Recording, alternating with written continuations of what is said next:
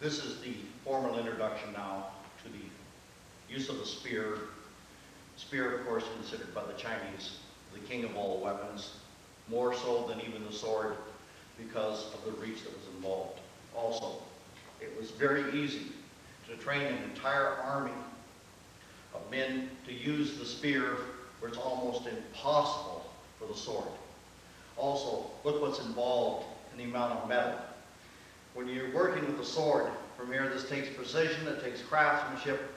With the spear, all you have basically is a flexible staff, and you have a head that's very easily made. Anyone can forge it out. The one thing that you want, and you'll notice this is why I've got this particular one taped as a back, I've already broken it. The one thing that you want in a spear from here, for its maneuverability and ability to get in there, more so than the staff, you want the whip. That's the one thing that you want. Now, inherent within the use of the spear is the fact that it can also be very complicated. Technically and classically, there are 30 different movements that were done with the spear.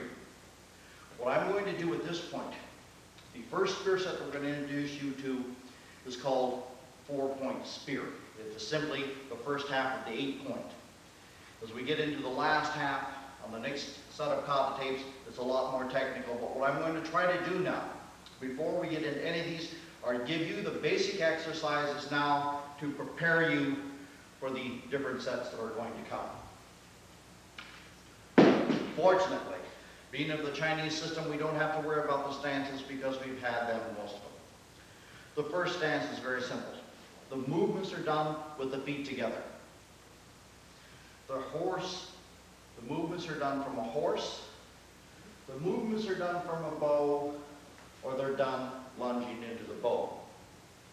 The next set of movements we've had also from here. We either cross from here in front, or we cross back. Okay. Now the only set of movements that we have from here, which makes the sets more spectacular, is you go into the air. Okay. Generally what we do, we take these off of just a single set of movements and things like. The students always ask me, when we do these spins, how many do you want me to do in the air? Like I point out, 12. But I'll take as many as you can give me. Obviously, a person cannot do 12. If you can do 1 in the air, you do 1 in the air. If you can do 2 in the air, you do 2. With skill, from here, you'll gain more. Basically, your spinning movements from here, it's just a matter in this particular case of taking perhaps one step and coming down to made a 360-degree turn. The turns can also be done going backwards. A lot of times a person likes to take a single step, simply go down and come into the movements from here. So what you can do, you just take it almost from a stationary position from here, just turn, get as many spins as you can, coming forward and back. These are simply the exercises. What happens is you get the spear in motion from here, the spear will help to put you into momentum. Okay, so basically what we have from here are the basic stances we've always used. We cross in front, we cross back, we do the spinning movement, and one inherent movement that is included in all of these, and I will not introduce it this time because I want to take a special section because of the danger involved if you don't have mats, is a rolling with a spear. Rolling is bad enough from here, but when you have to take it with a weapon in your hand, and there's different ways that you use it. Remember, anytime you're rolling, though, with any type of weapon, the basic idea is the weapon is put in such a manner from here with the hand. When you roll over it from here, the weapon is always going to be behind you. What happens, too many people, when they're doing a spear set or a roll, put it out in front. Notice as you do it, it's put behind you and laid here. The same thing is true of the butterfly knives and any weapon that you roll with. It's always passed behind you. You can almost lay it on the ground. When you roll forward from here, there's no chance that you're going to end up on the weapon. When it comes to the hand movements with the spear now, we have to have a definition of terms on certain movements. two basic movements used throughout all of the sets are what we call a stabbing movement and a spearing movement, and it's simply a definition of term. A stabbing movement, by definition, means that there's no sliding of the hands whatsoever. You're actually stabbing in. When we're talking about a spearing movement, that means you're actually using the sliding movement and you're spearing forward. Of course, it's a trade-off.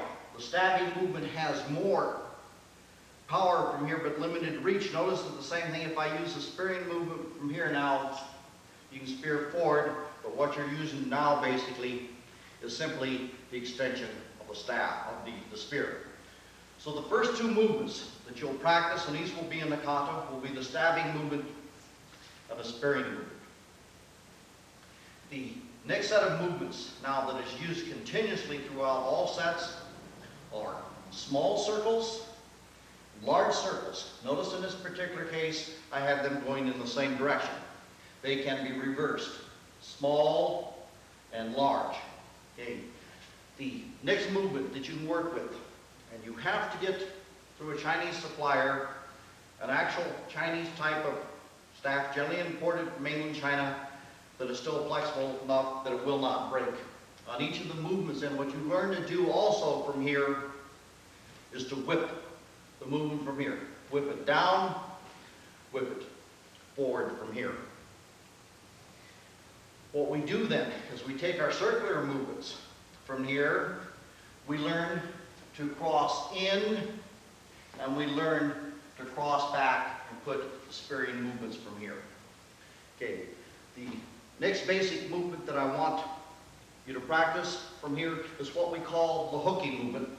Notice the big circle. It does not complete through a 360 degree, it only comes up.